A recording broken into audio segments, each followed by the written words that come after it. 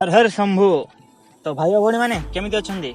I hope मु भी भल अच्छी आपण मैंने भी भल ही थे। तो आपण मैंने जानते एटा हूँ श्रावण मास आउ महादेवंक मास।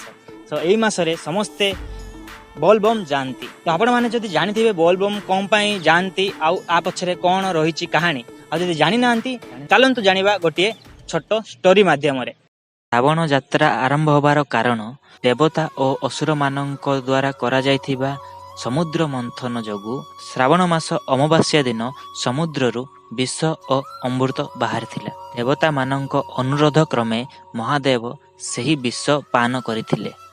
आउ सेही विष पान करिबा परे शिवंक कंठ नीलवर्ण हो जाइथिला। आउ से पालटी जाइथिले नीलकंठ।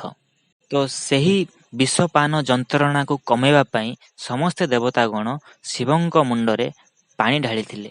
आउ एहाकु मन पकेइबा पाई प्रतिवर्ष श्रावण मासरे काउडिया माने नाली रंगर पोशाक पिंधि खाली पादरे तांको यात्रा बाहर जाती। आउ एही यात्रा रे सेमानंकु ना वर्षार भय थाए ना राति अध रास्तार। सेमाने निज निज तुंडरे महादेवंक नाम नहीं निजर मनस्कामना आउ मानसिक पूरण करिबा पाई बाहरी पड़ती एही यात्रा रे।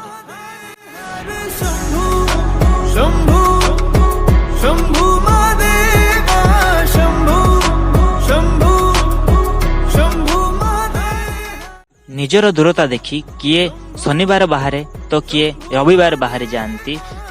कहीं ना सोमवार सकाळ सुधा महादेवंक ऊपर पानी ढालिबा लगी।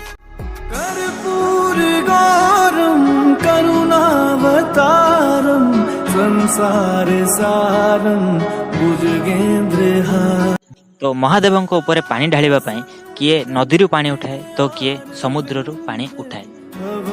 भवानी सहितं नमामि कर्पूरगौरं करुणावतारं संसारसारं भुजगेन्द्रहारं।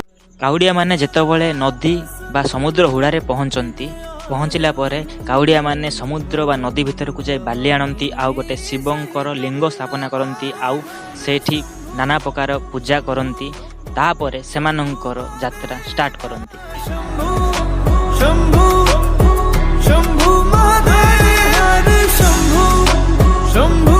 तो मानसिक धारी माने सोमवार सकाळ सुद्धा जो मंदिर रे सेमानंक मानसिक थाए सेठी पहुंची जाती। आउ सेठी महादेवंक ऊपर सेमाने जल अभिषेक करती। नागेन्द्रहारा त्रिलोचनाय भस्मांगरागाय माहेश्वराय नित्याशुद्धाय दिगंबराय तस्मै नकाराय नमः शिवाय। तो आशा करुच्ची मु मोर छोटिया स्टोरी माध्यम आपनकु श्रावण मासर बोलबम पर्व को बुझे पारि। तो आशा करुच्ची वीडियोटी आपको पसंद आसो। आदि पसंद आसी तो वीडियो को लाइक और चैनल रे नुआ अच्छा तो चैनल को सब्सक्राइब कर दिंतु। आदि आपण मैंने भी महादेवंकर भक्त होते तो कमेंट सेक्शन रे ओम नमः शिवाय कमेंट करंतु। तो महादेव समस्त को सुखरे रखंतु आउ समस्ते भलरे रुहंतु। हर हर महादेव। शंभु शंभु शंभु।